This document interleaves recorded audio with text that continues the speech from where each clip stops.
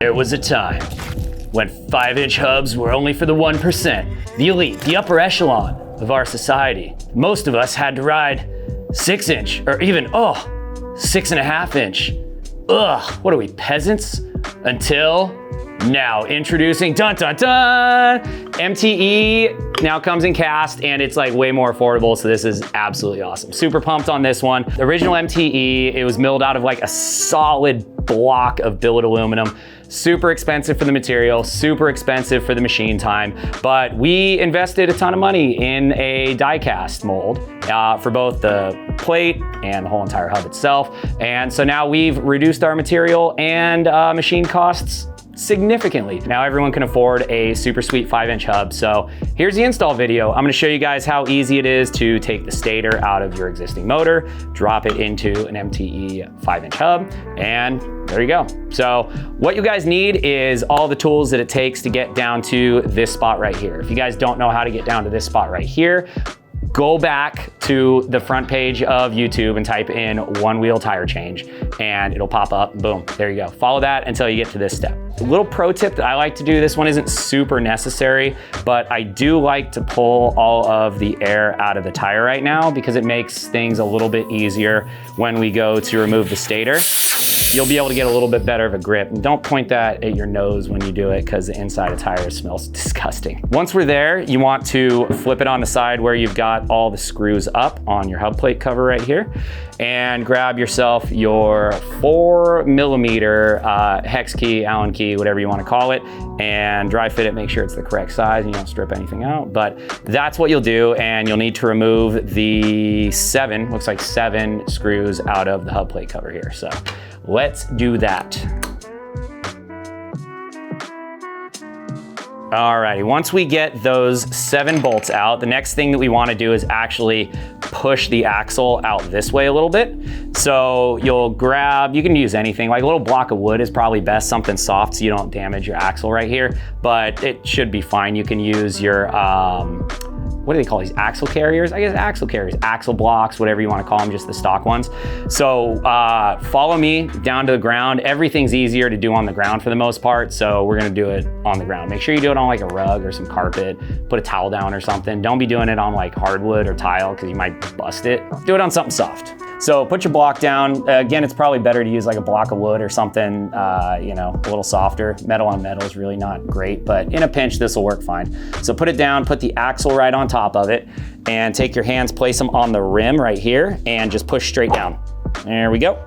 And you'll see the hub plate cover popped up a little bit right there. So boom, there you go.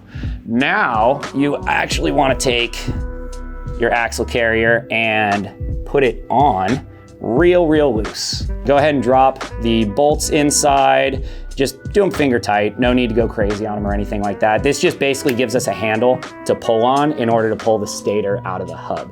So here's a nice little callback. You guys remember when we deflated the tire earlier? Here's why. Because what you can do is actually pinch the tire with your feet like this and get a good grip on it, and then just pull straight out. Bloop, and it pops right out. There you go. We got our stator. Boom. Take this old 6-inch hub, and what you're gonna wanna do is go on to the Facebook groups and go ahead and sell it, because you're never gonna want that again. All right, once we're at this level, we probably wanna pull these axle bolts out, but we're gonna wanna keep our block on there because the next goal is to get this hub plate cover off of the axle. So I would at first try to just pull it straight up. Yeah, and sometimes it's pretty darn tough. Yeah, oh man, that's a tough one. So if that doesn't work, go ahead and flip it over. And you definitely want your axle carrier still on there. So we can set that down.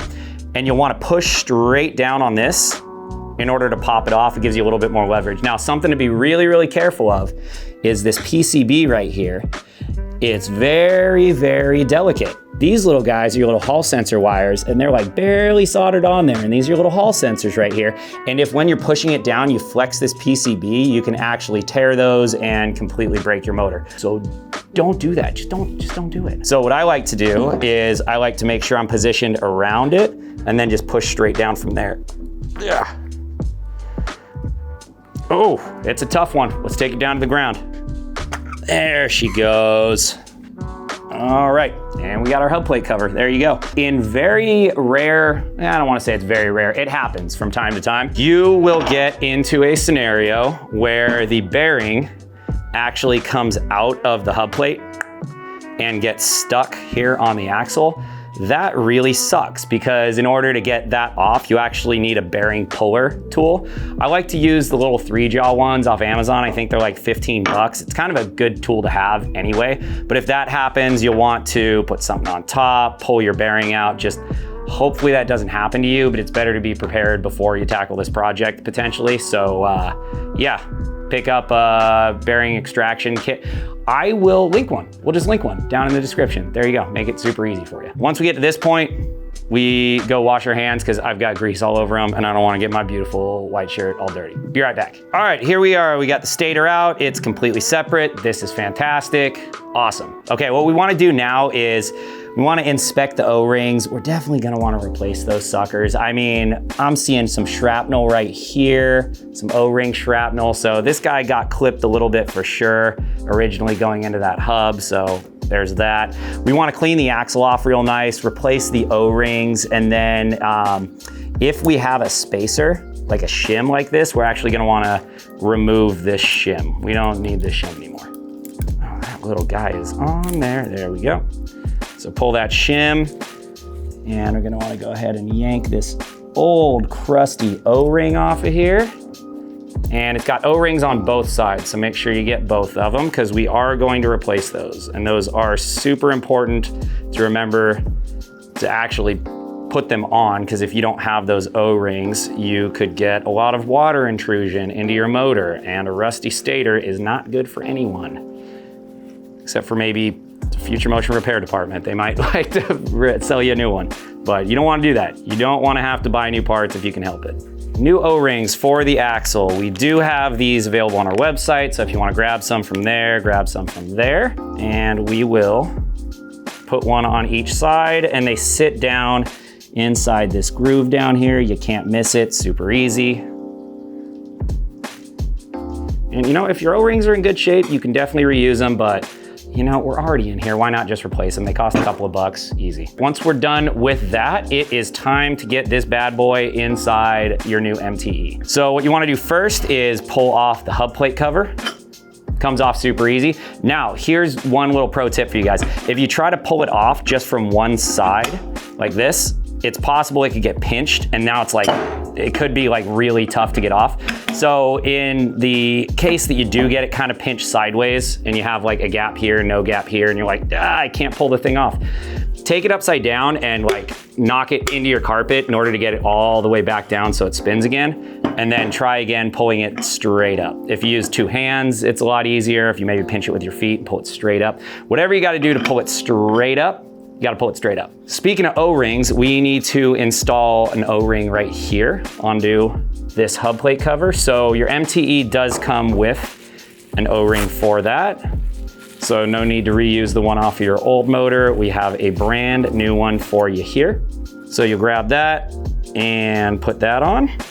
And don't forget this one, because again, if you don't have this O-ring, you can get water intrusion into your motor, and that's just not fun for anyone. So once we got that, we are ready to drop the stator into the MTE. Before you drop it in, it couldn't hurt to give it a little visual inspection. Make sure you don't have any dirt or styrofoam or packaging material or anything in there. So give it a little blowout.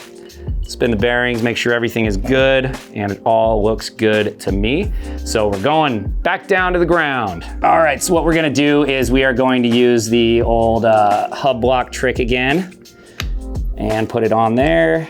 And what we wanna do is we wanna drop the stator straight down in. So we wanna drop it straight down in. We wanna be really careful when we do it, because if you bump these magnets inside here too hard with the steel on the stator, it can chip the magnets and cause you big issues. So just go real slow, and then don't be scared when the entire thing just sucks down really quick. So it's gonna suck down super fast. So what I like to do is I like to pinch it with my feet like this, and just slowly, slowly, slowly drop it in like this until it goes whoop, and there it goes, it snaps right in, and then give it a little push down. And then what we're gonna have is the axle actually needs to come out past the edge of the rim here. So you can't really push it down any farther if it's just directly on the ground. So you'll probably wanna put it like up on some blocks here and here so that you can push it just a little bit further down and have that axle pop out. So just grab whatever you have laying around. I'm gonna find something right now here in Julian's office and we're gonna make that happen. Oh yeah, we got these awesome dumbbells right here. What are these, 5-pounders, dude? They feel so light. Oh, 20. I'm too buff, I guess. Just put it down. Make sure there's room for the axle to slip down underneath. So whatever you have, just put it up on there and push down a little bit more. There we go. And what you want to do is you kind of want to align the top of the stator steel with the magnets. So it's got to be pretty darn close in there. There we go. Dialed. Back up to the table. We are so close to being done. We're in the home stretch right now. All the hard stuff is over for the most part. So go ahead and take your axle block off.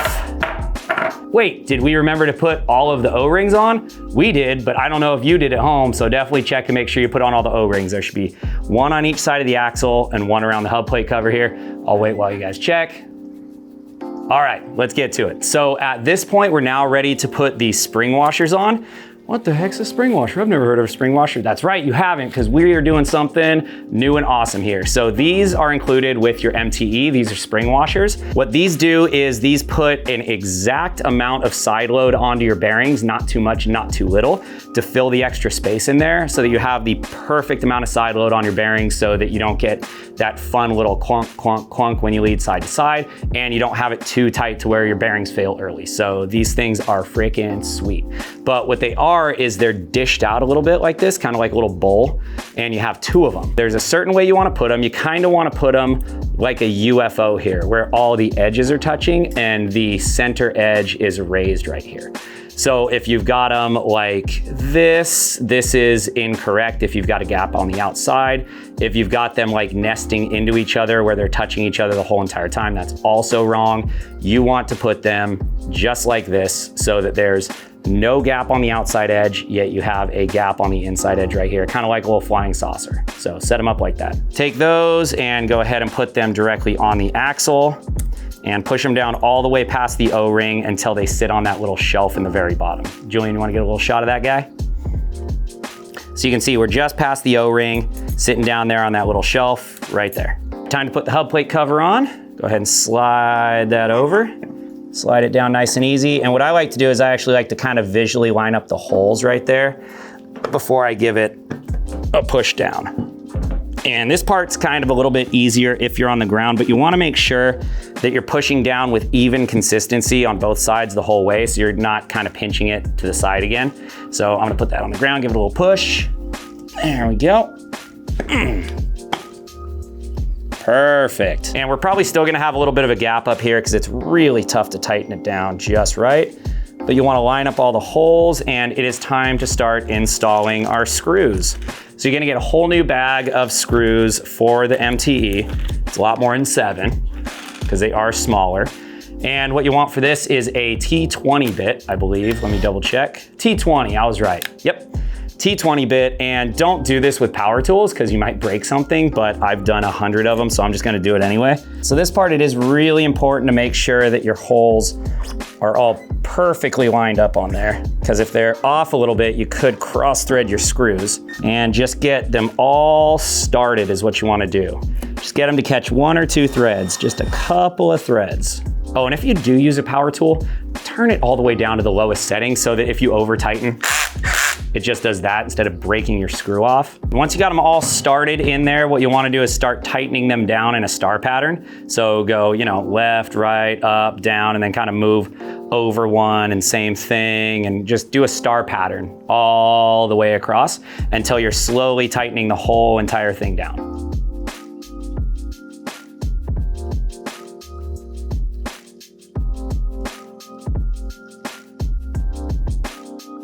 Alrighty, there we go. Every single one is tightened, and we are officially done. There you go. You got your MTE installed. One thing that you could do is you could wait to put the hub plate cover on until you put your tire on first, because the whole entire thing does come off.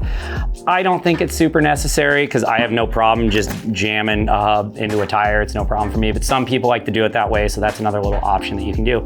But yeah, that's it. Super straightforward install. That's the new MTE Cast. Go pick one up now at FloatLife.com. They're super affordable, super awesome, and can't wait to see you guys out there ripping on the trails with the new 5-inch MTE. All right, float on, my friends. I'm gonna put this thing on board and go rip it, dude. Let's go.